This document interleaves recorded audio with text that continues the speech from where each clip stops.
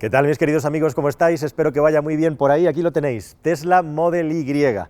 La primera gran prueba a fondo que vamos a hacer de este coche que hemos conseguido sacar del concesionario para poderlo conducir y traerte toda la información al respecto del SUV que tiene que tirar de las ventas y sumarse al Model 3 para seguir haciendo crecer la masa crítica de producción que necesita una empresa como Tesla.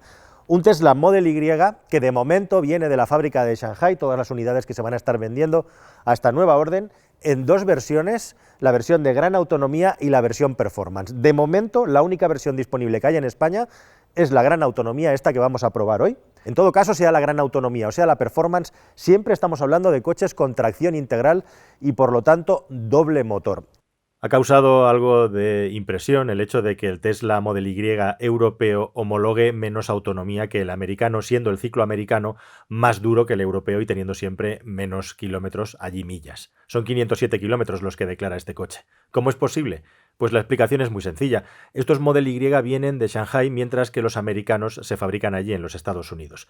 Y hay una diferencia tecnológica. En China fabrica las baterías LG Chem, mientras que en Estados Unidos lo hace Tesla con Panasonic. Parece ser que el paquete de baterías que llevan los Model Y americanos tiene algo más de capacidad, algo así como unos 5 kWh extra.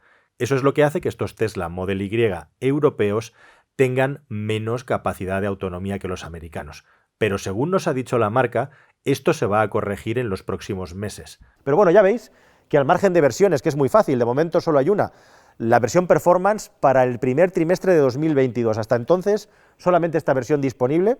Como veis, básicamente es la evolución de un Tesla Model 3 a una carrocería SUV. Es un coche más largo que un Model 3, 8 centímetros aproximadamente. Estamos hablando de un coche que está entre el Model 3 y el Model X situado.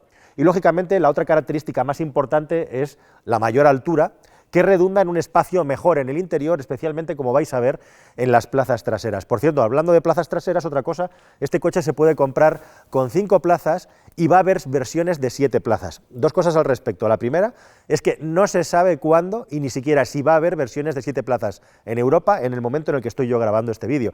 Y por otro lado, la versión de 7 plazas en los Estados Unidos cuesta más de $3.000, o sea que es muy cara y realmente atrás hay poco espacio. Con esta configuración vais a ver que es un coche muy espacioso para los 4,75 metros de longitud que tiene y los casi 2,9 metros de batalla de distancia entre el eje delantero y el trasero, que lo convierten efectivamente en un coche muy amplio. Evidentemente, la ventaja de tener este tipo de carrocería es el espacio superior, tanto para llevar a pasajeros como para ir en el maletero, y cuando miramos el coche, cuando entramos dentro, lleva como unas calzas para levantar los asientos. ¿Por qué sucede esto? Bueno, pues está claro que el vehículo utiliza exactamente la misma base, o muy parecida a la del Tesla Model 3. Entonces, como es un coche claramente más alto de carrocería y de suspensión, los asientos del conductor y el acompañante tienen que ir sobreelevados para que tengamos una buena posición de conducción y una buena visibilidad.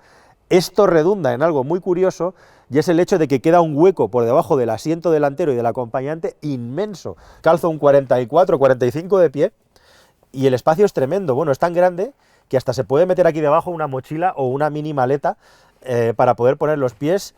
Esto, como veis con el detalle, bueno, pues tiene como dos alzas a los lados que van ancladas a la carrocería para hacer que los asientos lleven esa posición tipo SUV. Ahora vamos a hablar más de eso y también del espacio interior, pero vamos a seguir dándole una vuelta al coche. ¿Buscas un coche nuevo? Entra en carwow.es y mi equipo te ayudará a encontrarlo y conseguir el mejor precio. Carwow.es, el comparador de precios de coches nuevos. Otro detalle curioso son los neumáticos. Lleva unos Pilot Sport, como es habitual en muchas de las versiones más dinámicas de los Tesla Model 3 o de todos los Tesla en general, pero que tienen además la leyenda EV, es decir, este es un neumático de alto rendimiento pero diseñado para los vehículos eléctricos. Hay que tener en cuenta que en el Tesla Model 3 se hizo un diseño de neumático específicamente solo para este coche. Ahora Michelin ya tiene una versión EV de su Pilot Sport que equipa este coche, que con las llantas opcionales de 20 pulgadas nada más que nos vamos y menos a 255, 40, 20.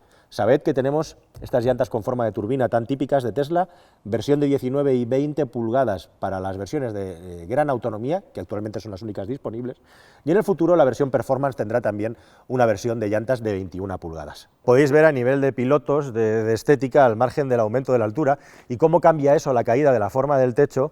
El Tesla Model Y lleva prácticamente la misma información visual que el Tesla Model 3. Una cosa curiosa, como como habéis podido ver, es que las ventanillas traseras están ahumadas y el cristal del portón trasero está totalmente ahumado, siguiendo la misma difusión de la luz que el mismo techo que tiene el coche, que como en todos los Teslas es de cristal. Un maletero gigantesco que tiene una apertura remota, puedes hacerlo o con el teléfono móvil o con el botoncito, y que como veis es un auténtico portón que abre mucho. Aquí estamos ligeramente en pendiente, pero nos deja una boca de carga enorme. Tesla declara nada menos que 854 litros de capacidad. Fijaos una cosa muy curiosa, al margen de que tiene detalles como un enmoquetado aquí y una lucecita LED, que está muy bien con los dos altavoces, todo muy bien integrado. Aquí normalmente hay una tapa fea, aquí se lo han currado los señores de Tesla, y es el hecho de que tenemos dos inmensos huecos aquí debajo. He metido mi mochila donde llevo mi portátil y mi cámara para que podáis ver lo profundo que es el hueco, e igualmente también tenemos un segundo hueco. Esto no tiene ningún tipo de articulación, se puede sacar, la articulación es puramente apoyando en sus soportes, como podéis ver, no engancha ni encaja en ningún sitio esta pieza, y bueno, la saco para mostrarte que aquí hay una segunda pieza en la que también se puede colocar, pues básicamente un cable o cualquier objeto que sea así plano y largo. Esta tapa, como veis, se puede apoyar aquí y se queda ahí encajadita. La voy a volver a colocar. Y otro detalle más, dos detalles más que os quiero contar, es que puestas las dos tapas con estos dobles fondos, nos quedan unos huecos a los lados, que una mochila como esta, que es una mochila, pues eso, la llevo a tope de carga, con el portátil, cámara, etcétera, etcétera, cabe en uno de los huecos laterales, de tal forma que es un desahogo muy interesante. Con un poquito de maña, la colocas aquí, ya ves lo que se tarda, y queda completamente enrasada, integrada, incluso ocultada, para que, bueno, pues el espacio no quede ocupado por cualquier objeto que estés utilizando, aprovechando este lateral. Dos cosas más, ¿notáis algo aquí en falta? ¿No echáis algo en falta? Tic-tac, tic-tac. No hay bandeja, ¿no? Bueno, una de las formas que tiene el coche de aumentar la capacidad declarada es justamente que no hay ningún tipo de bandeja. Aquí lo que Tesla ha pensado justamente, y eso está relacionado con el hecho de que esto esté tintado, es el hecho de que en lugar de bandeja pues tintamos la luna trasera y de esa manera no vemos lo que hay en el interior. Pero aquí no tenemos ningún tipo de bandeja, con lo cual esos 800 y pico litros que vienen de los cajones de abajo y de todo este espacio hasta arriba, si lo cargamos hasta arriba, pues aquí nos queda un hueco en el que pueden salir objetos disparados, así que mucho ojo con eso. Y en segundo lugar, el sistema para plegar los asientos, que nos deja más de 1800 litros de capacidad, es un sistema súper cómodo. Te vienes aquí a los botoncitos, los pulsas y veis, accionados eléctricamente, tenemos un espacio diáfano inmenso con el que poder dejar todos los objetos. Como veis, prácticamente no hay escalón, hay una ligerísima inclinación, pero queda muy enrasado y un montón de espacio. A ver cómo de espacioso realmente es. Con un colchoncillo aquí. Pues, en fin, voy a echar una siesta.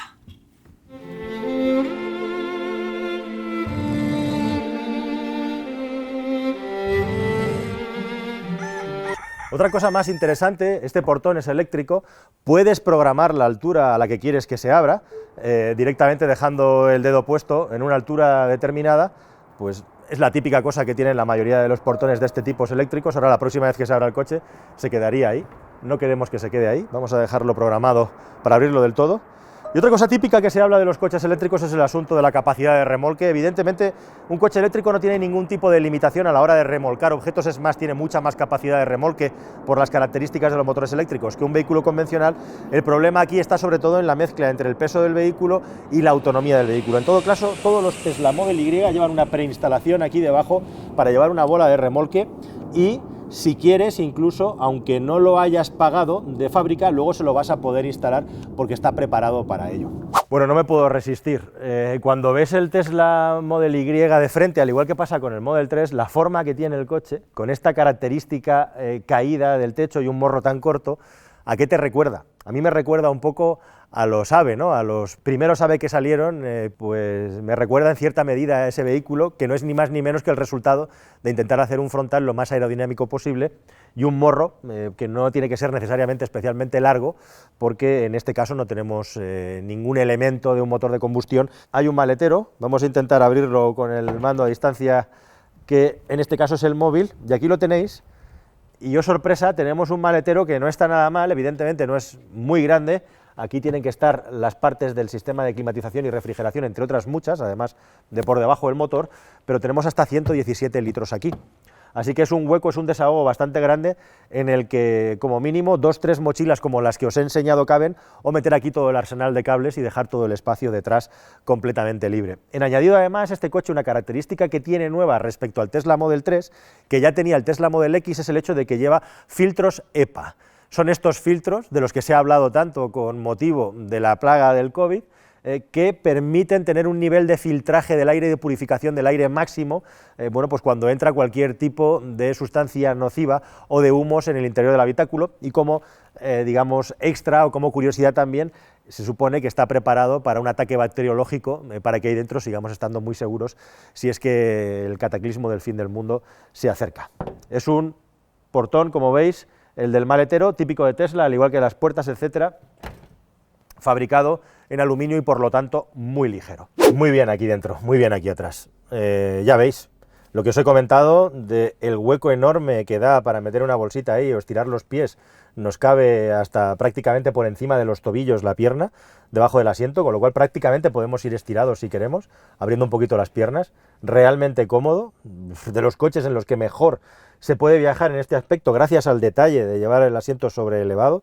Por contra, bueno, pues tenemos ahí todo ese mamotreto, toda esa estructura para poder colocar los dos asientos y también el reposabrazos y el hueco central, que sirve en añadido además para tener aquí las dos salidas de aireación, para los asientos traseros igualmente dos tomas USB-C muy discretitas. Al margen del detalle de las ventanillas sin marco, interesante por supuesto esta gigantesca pieza de cristal con estas tomas de luz LED que tenemos aquí y este pequeño porta chaquetas o porta objetos de vestir, que no tiene ningún tipo de marco ni ninguna barra de refuerzo como ocurre en el Tesla Model 3, es completamente diáfano.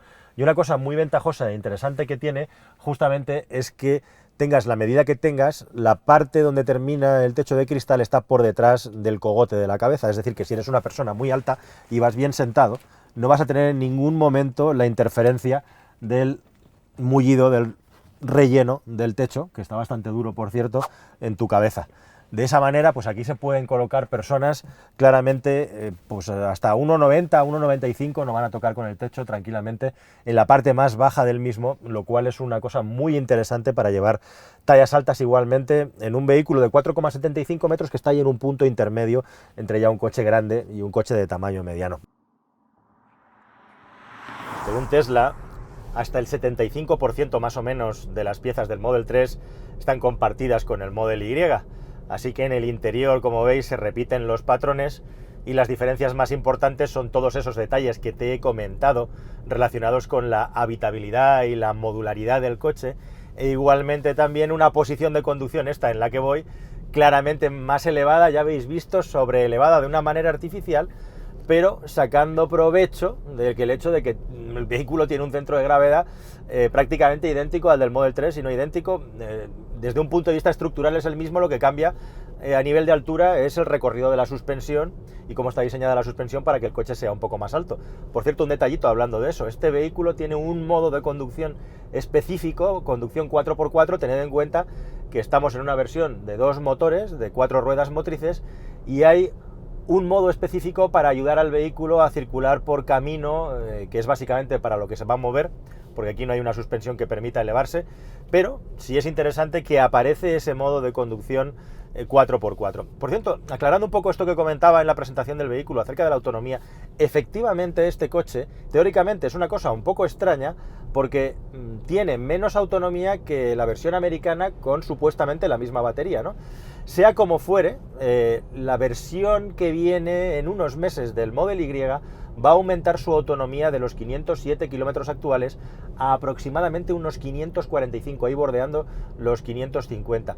Esto es, que las primeras personas que se hayan comprado un Model Y van a tener una versión que rápidamente va a cambiar a una con un poco más de autonomía por mor de estos 6-7 kilovatios hora extra con los que nos va a obsequiar Tesla en caso de que quieras comprar este coche, nada más para tenerlo en cuenta. Bueno, otra de las diferencias que salta a la vista respecto al Model 3, al margen de la altura, es que justamente los retrovisores, para ser de un vehículo SUV, no son especialmente grandes, pero son algo más grandes, Y el coche tiene igualmente vidrio laminado, igual que ocurría en la última versión del Model 3 año modelo 2021, para intentar mejorar la sonoridad en el interior.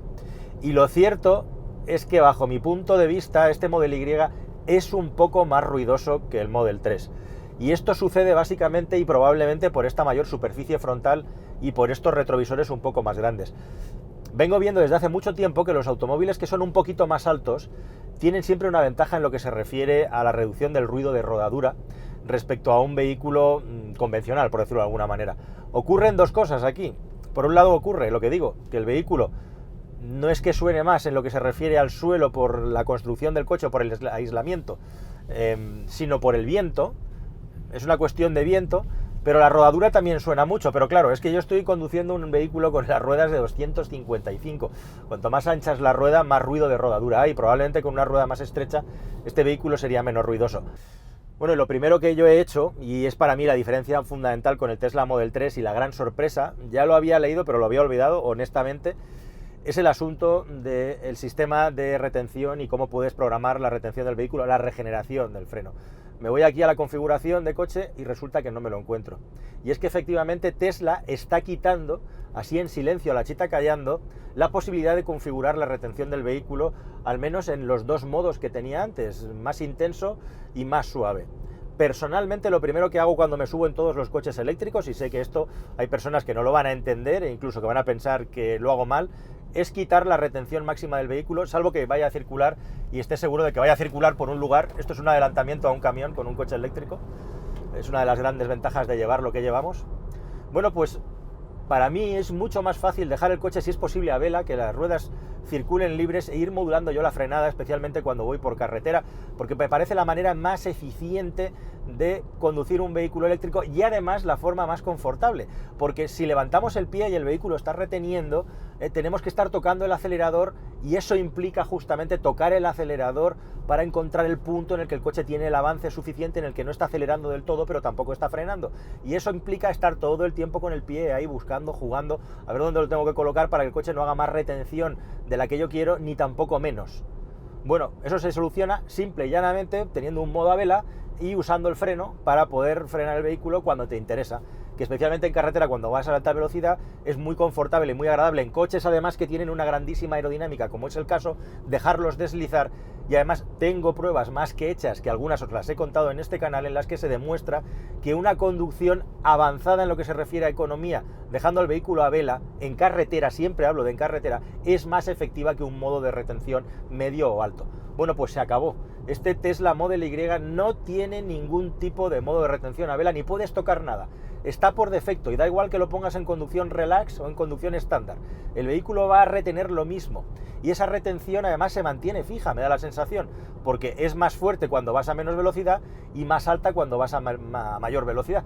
Entonces, no puedes tocar nada, no puedes hacer nada, el coche simplemente retiene lo que le da la gana. A mí me parece un error muy grande y no acabo tampoco de entender por qué Tesla hace esto en esta batalla que tiene siempre por intentar minimizar las funciones del coche y hacerlo lo más asequible posible para todos los conductores, lo cual me parece muy buena idea. Pero el hecho de quitar la posibilidad de que tú puedas regular al menos los dos modos de retención que tenía el Tesla Model Y, no necesito 6, 8 o 12 modos de retención o 5 como tienen algunos coches, ¿para qué? Pero al menos que te dejen elegir, ¿no? 2, 3. ¿Cuál es la solución que nos queda? Pues esto. Ponerlo en N y ala, a bajar las cuestas. A falta de modo a vela, tendremos que tocar la palanquita como hemos hecho toda la vida en los vehículos automáticos cuando no tenían eso, un modo a vela. En resumen, este coche no destaca por la insonorización respecto a sus competidores y yo diría que está peor insonorizado en resumen y en suma que el Model 3, ambos compartiendo, como digo, el vidrio laminado, que no es nada, ni más ni menos que un sándwich, en el que en el medio hay una capa transparente de aislante que hace que entre menos ruido al interior. Como digo, insisto, el hecho de llevar un neumático tan ancho también influye en la percepción del ruido que llega al interior, puesto que es más alta.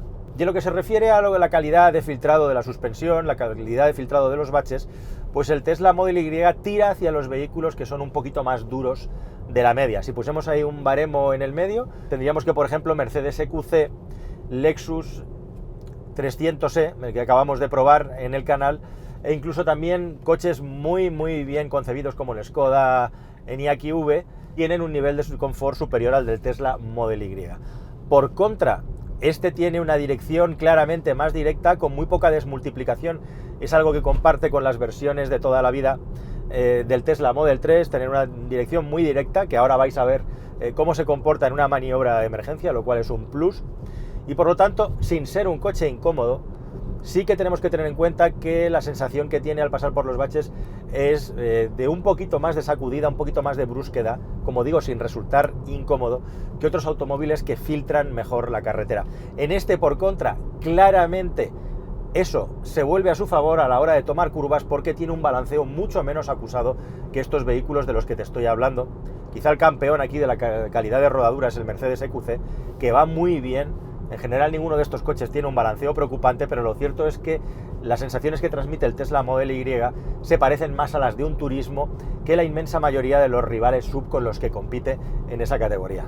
Es interesante también tener en cuenta que Tesla ha hecho un trabajo extraordinario desde el punto de vista de la aerodinámica.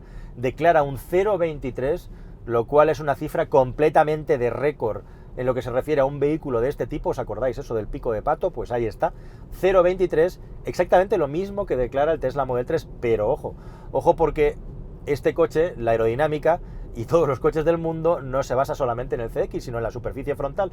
Este coche tiene claramente más superficie frontal, y el coeficiente de penetración que sale de juntar el CX y la superficie frontal hace que este vehículo sea claramente peor que el Model 3 aerodinámicamente, y por eso también la diferencia de consumo y la diferencia de autonomía homologada. Y hablando de eso, es muy curioso y muy interesante, estamos hablando, que no lo he dicho, de 378 caballos, que ahora nos vamos a meter en una carretera de montaña para ver qué tal cunden, y que es que Tesla ya no quiere hablar de capacidades de batería, quiere hablar de kilómetros de autonomía, e igualmente también se resiste a contarnos cuál es el nivel de carga máxima que puede tener la capacidad de la batería. Tampoco es un dato que Tesla quiera declarar, tienes que estar por ahí escarbando, escudriñando, y cada vez es más difícil, por lo menos en Tesla, no hay manera de encontrar, salvo en las fichas técnicas en su página web oficial, ni siquiera a veces en las fichas que distribuye a la prensa, cuál es la potencia máxima del vehículo. 378 caballos en este caso, e igualmente no les gusta hablar de la capacidad real de la batería, sino de kilómetros de autonomía. Así que vamos a ver, vamos a meternos en una carretera de montaña y vamos a poner un poquito a prueba este Tesla Model Y, tanto en carretera con curvas como en maniobras extremas de esquiva, a ver qué respuesta nos devuelve. Sorprende mucho el Tesla Model Y en conducción deportiva, intentando encontrarle la esencia al chasis. Es espectacular, la verdad. Ya lo estáis viendo, es un vehículo claramente duro, no está orientado, igual que los SUVs, a sacudir lo mínimo posible a la gente en el interior, pero en carretera de curvas eso se vuelve a su favor, con una suspensión bastante dura y con una dirección muy directa como la del Tesla Model 3, unido a que el vehículo se aguanta muy bien y apenas si balancea, pues tenemos una capacidad de respuesta en curva como yo no he visto en un vehículo SUV anteriormente, y me atrevo a decir prácticamente en ninguno, salvo las versiones más deportivas de SUVs muy exclusivos que ya hay en el mercado, tipo Q3 RS. La verdad es que es impresionante. Hay una diferencia de peso clara, superior en el caso del Model Y respecto al Model 3, pero las sensaciones de conducción que te transmite y ese equilibrio que tiene y el hecho de no balancear hacen que se parezca mucho. O sea, que realmente, salvo cuando vas al límite, la diferencia entre uno y otro sea muy poca. Si piensas que este es un coche para ir despacio, para ir de papá, esto tiene muchas caras. Es una especie de Dr. Jekyll, y te aseguro que hay muchos coches deportivos, o supuestamente deportivos, que serían incapaces de seguir la combinación de comportamiento dinámico y potencia que tiene este Model Y. Impresionante. Estas sensaciones tan positivas se han refrendado cuando lo llevamos al límite en la prueba del alce.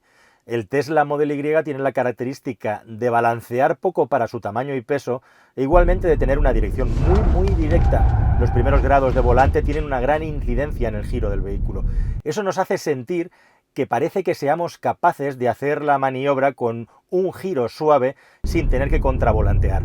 Sin embargo, por velocidad y tamaño, al final, la forma más rápida de hacer la maniobra ha sido teniendo que aplicar un ligero contravolante para meter con más urgencia en la primera curva al vehículo por su sitio. Ese contravolante, esa corrección, viene también porque instintivamente giramos el volante algo más de lo que realmente hace falta, puesto que el coche responde rápido y muy bien. Hay inercia, hay 2 toneladas de peso y eso juega en su contra. Pero las reacciones del Tesla Model Y han sido muy nobles y seguras y me atrevo a decir que no hay ningún vehículo SUV o pocos se acercarían al ritmo de entrada que tiene este coche. Hay una diferencia también y algo importante a comentar. Al no tener en este caso la posibilidad de llevarlo a vela, el coche siempre tiene retención en cuanto levantas al pie y se frena. Y eso dificulta mucho entrar a la máxima velocidad posible porque tenemos que hilar muy fino en el momento de levantar el pie y girar para que el coche entre con el máximo de velocidad posible sin que él mismo la reduzca de una manera automática. Aún así hemos sido capaces de pasar a una velocidad redondeando de 73 km por hora, que es realmente buena. Igualmente bueno ha sido el desempeño de los frenos en la prueba de frenada de 120/0.